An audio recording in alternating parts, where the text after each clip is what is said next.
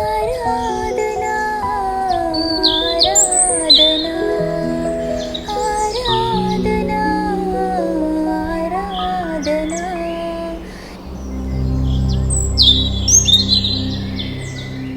సర్వోన్నతమైన స్థలములలో దేవునికి మహిమయు, ఆయనకిష్టులైన మనుషులకు భూమి మీద సమాధానం కలుగునుగాక.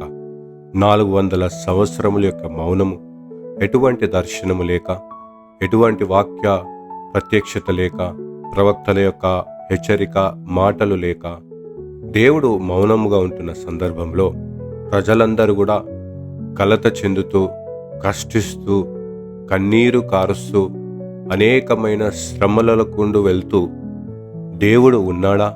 దేవుడు ఎక్కడున్నాడు? దేవుడుంటే మాకు ఈ పరిస్థితి ఏమిటి? దేవుడు ఎక్కడా అంటూ వారు ప్రశ్నించుకున్న వారిగా ఉంటున్న ప్రజల మధ్య దేవుని యొక్క మాటలను వారికి అందజేయబడి ఉంటున్నది. ఎటువంటి మాటలు అవి ఉన్నాయి అంటే అవి కృప, కనికరము, కటాక్షము, నిరీక్షణ కలిగించే మాటలై ఉంటున్నది అంటూ జ్ఞాపకం చేస్తుంటున్నాడు.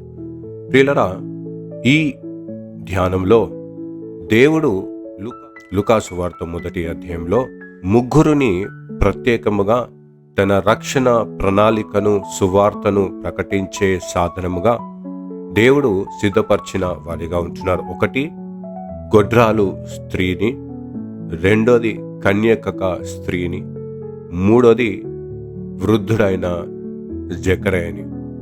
వీరి జీవితంలో ఒక ఆదర్శమై ఉంటున్నది. ఏమని అంటే, ఎడతెగని ప్రార్థన దేవుడు వినేవాడై ఉంటున్నాడు. మన దేవుడు మన ప్రార్థనను ఆలకించేవాడై ఉంటున్నాడు అంటూ వారి జీవితం ద్వారా దేవుడు నిరూపించిన వాడిగా ఉంటున్నాడు. ఈ 400 సంవత్సరము దేవుడు ఏమి చేసి ఉంటున్నాడంట? తన రక్షణ ప్రణాళిక నిమిత్తమై ప్రతి ఒక్కరిని సిద్ధపరిచిన వాడిగా ఉంటున్నాడు. ఈ సిద్ధపాటులో జకరయ భక్తుడు దేవాలయంలో ఉంటూ ప్రార్థన చేస్తూ ఆ దర్శనం పొందుకున్న సందర్భంలో దేవుని మాటను ఎప్పుడైతే తన దగ్గరికి వచ్చి ఉన్నదో తను నమ్మలేని పరిస్థితిలో ఉంటున్నాడు. అది వెంటనే తనని మౌనముగా మార్చిన విధమును జ్ఞాపకం చేస్తుంటున్నారు. ప్రియులరా, కొన్ని సందర్భంలో కొన్ని కార్యములు, కొన్ని మాటలను మనము ఎక్స్పెక్ట్ చేయని స్థితిలో మనకి కనిపిస్తుంటున్నది. అట్టి పరిస్థితులలో మనము మన విశ్వాసమును సన్నగిల్లక దేవుని యందు నిరీక్షించు వారిగా ఉండాలి అంటూ జ్ఞాపకం చేస్తుంటున్నది. రెండవ ప్రాముఖ్యమైన సత్యము చూసినట్లయితే, దేవుడు ఏ విధముగా తన యొక్క మౌనమును విడిచిన వారిగా ఉంటున్నాడు? గంభీరమైన దూతల సమూహముతో లోకానికి రావటమా, లేదా కడబూర మ్రోగుతూ దేవుడు మన మధ్యలో రావటమా? మౌనిగా, దీనుల మధ్య దేవుడు జన్మించిన వాడిగా ఉంటున్నాడు. అక్కడ ఇద్దరు మధ్యలో జన్మించి ఉంటున్నారు. ఒకటి దేవాలయంలో నిరీక్షిస్తుంటున్న ఒక భక్తుడు నమ్మని జీవితంలో దేవుడు జన్మించి ఉంటున్నాడు.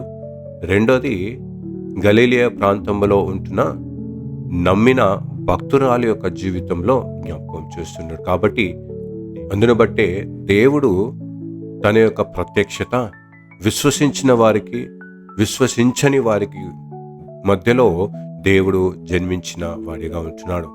విశ్వసించిన వారిలో ఆయన రక్షణ సువార్తను సాక్ష్యముగా, సంగీతముగా, సునాదముతో ప్రకటన చేయబడినట్లుగా చూస్తుంటున్నాం. నమ్మని వారిలో ఆ వాగ్దానము నెరవేర్చు మట్టుకు వారిని సిద్ధపరిచిన వారిగా ఉన్నట్లుగా మనం చూస్తుంటున్నాం.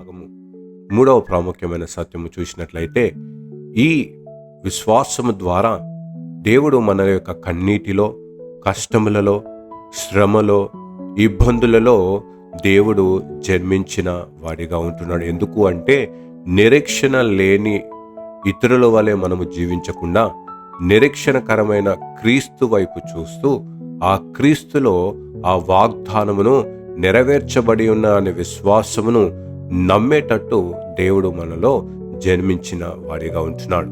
కాబట్టి క్రిస్మస్ యొక్క సారాంశం ఏందంటే, దేవుని వాగ్దానమును నెరవేర్చే వాడై ఉన్నాడు అంటూ జ్ఞాపకం చేస్తుంటుంది. కాబట్టి ఈ దేవుడు తన వాగ్దానమును నెరవేర్చే వాడై ఉంటాడంటూ, నమ్మినా నమ్మకపోయినా తన ప్రణాళికను సిద్ధపరచువాడిగా ఉంటాడంటూ, తన బూరగా, తన సాక్ష్యముగా దేవుడు నిన్ను నన్ను వాడుకోవడానికి సిద్ధముగా ఉన్నాడంటూ ఈ వాక్యం ద్వారా జ్ఞాపకం చేస్తుంది. కాబట్టి త్రియేక దేవుడు అటువంటి విశ్వాసమును, నమ్మకమును, సాక్ష్యమును మనందరికీ అనుగ్రహించునుగాక. ఆమేన్. ప్రార్థించుదాము. మహాగోప కనికరం కలిగిన మా తండ్రి, నీ పరిశుద్ధమైన నామానికి వందనాలు చెల్లించుకుంటున్నాం. అవును ప్రభా, మేము ఎన్నో విధముగా నిన్ను ప్రార్థించి వేడుకుంటూ నిన్ను దర్శించినప్పుడు ప్రభా, నీ వాక్యములో ఇదిగో నాకు సమాధానము, నీ వాక్యములో మాకు జవాబు, నీ వాక్యములో ఒక నిరీక్షణ మాకు అనుగ్రహించాలి అంటూ మేము ప్రార్థించిన వారిగా ఉంటున్నాం. అవును ప్రభా, ఇంకా ఎప్పుడు దేవుడు మా ప్రార్థన వింటాడు, ఇంకా ఎప్పుడు దేవుడు మమ్మల్ని ఆలకిస్తాడు అంటూ మేము ఎదురు చూచినప్పుడు ప్రభా, మేము కొండల తట్టు కన్నులెత్తి చూస్తూ సహాయం ఎక్కడి నుండి వస్తుంది అంటే అది నీ వల్లనే మాకు కలుగుతున్నది అంటూ నీ వాక్యపు నెరవేర్పు ద్వారా మాకు నిరూపించిన విధానాన్ని బట్టి నీకు వందనాలు చెల్లించుకుంటున్నాం. మేము విశ్వసించకపోయినా నీ వాక్యమును దేవా నెరవేర్చే వాడవై ఉన్నావంటూ ఈ క్రిస్మస్ సువార్త ద్వారా, ఈ క్రిస్మస్ సంతోష సాక్ష్యము ద్వారా నీవు మాకు అనుగ్రహించినందుకు వందనాలు చెల్లించుకుంటున్నాం ప్రభా. అవును ప్రభా, మా జీవితంలో నీవు సిద్ధపరిచిన ప్రతి ప్రణాళికను, ప్రతి వాగ్దానములను మా జీవితంలో నెరవేర్చి ఇదిగో ప్రభా, మేము వెళ్ళు ప్రతి చోటెల్లా ఇదిగో ప్రభా, నీ ముఖ కాంతిని వెలుగుతో ఇదిగో నీకు సాక్ష్యముగా, నీ వాక్యపు నీ స్వరానికి బూరగా అనేకులను ప్రకటించి అనేకులకు నీ వాక్యపు విశ్వాసమును అందించే సాధనముగా మమ్మల్ని సిద్ధపరచమని ప్రార్థిస్తుంటున్నాం. ఈ దినమంతట్లో మేము చేసే ప్రతి కార్యంలో, విశ్వాసములో నీ ఆత్మ నడిపింపును మేము దయచేసి మాకు కావలసిన విశ్వాసమును నీవే అనుగ్రహించమని ప్రార్థిస్తుంటున్నాం ప్రభా. నీ యందు నూతన బలమును, శక్తిని, విశ్వాసము చేత నీకు సాక్ష్యముగా ఈ లోకంలో వర్ధిల్లుటకు నీ కృపా క్షేమము నిత్యం మాకు అనుగ్రహించమని యేసు పరిశుద్ధ నామములో అడిగి వేడుకొనిచున్నాం తండ్రి. ఆమేన్. God bless you all and have a blessed day.